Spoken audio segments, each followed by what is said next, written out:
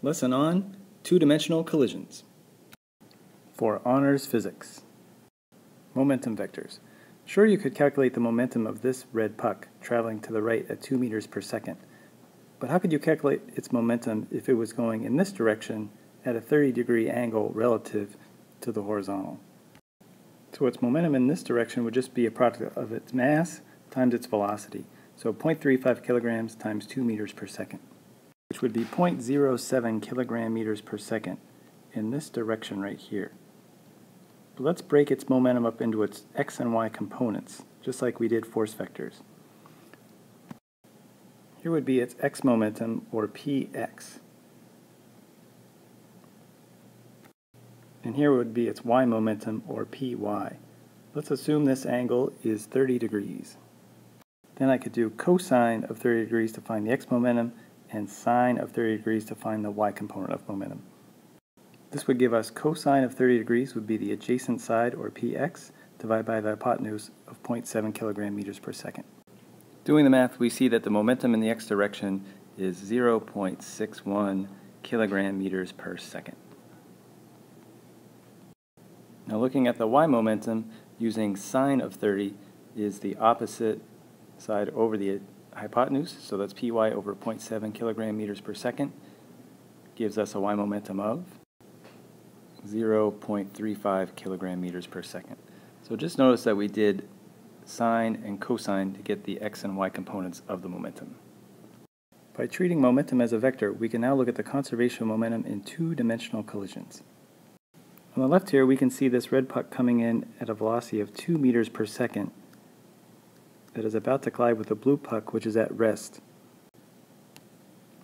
On the right, we can see after the collision, the red puck has now moved in this direction, and the blue puck is now in motion in this direction.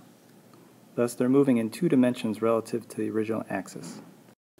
If this is the original axis, then the red puck has momentum in this direction, but it really has momentum in the x direction and in the y direction, or negative y direction.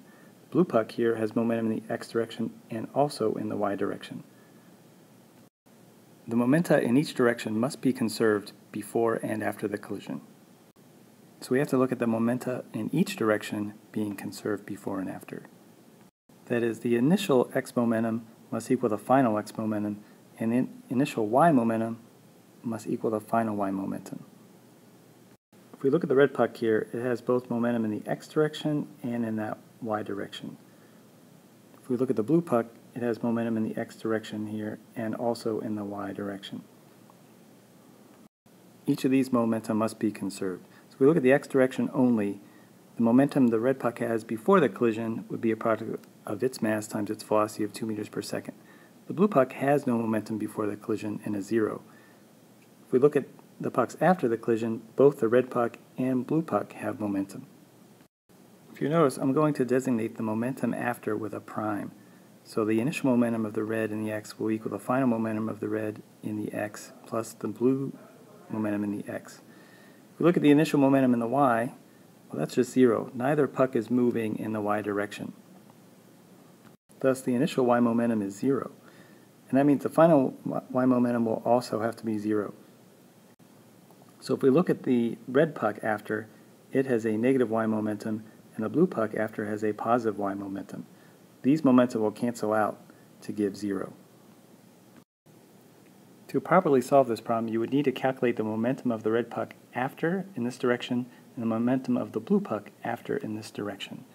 You would then need to know the corresponding angles that each goes off relative to that x-axis. We could just call these theta 1 and theta 2 for convenience. We would then need to know the mass and the velocity of the blue puck in this direction, find its momentum, and then take its corresponding x and y components. We would also need to know the red's mass and velocity in this direction and take its corresponding x and y components from theta 1. You will try your hand at solving two-dimensional momentum problems by doing a two-dimensional collision activity in class. Here's what it looks like.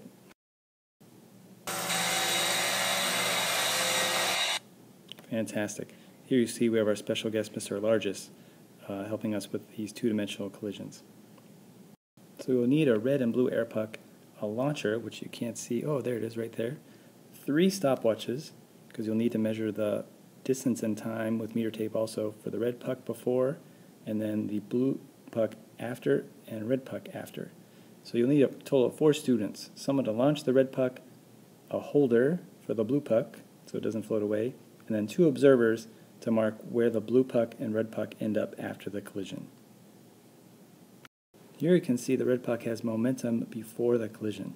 So you could get its velocity by taking its distance over time from the starting line here to where it hits the blue puck.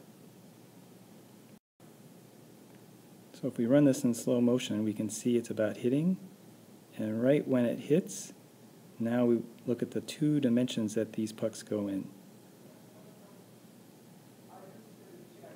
Here you can see after the collision the red puck moves off in this direction relative to the x-axis, and the blue puck moves off in this direction relative to the x-axis.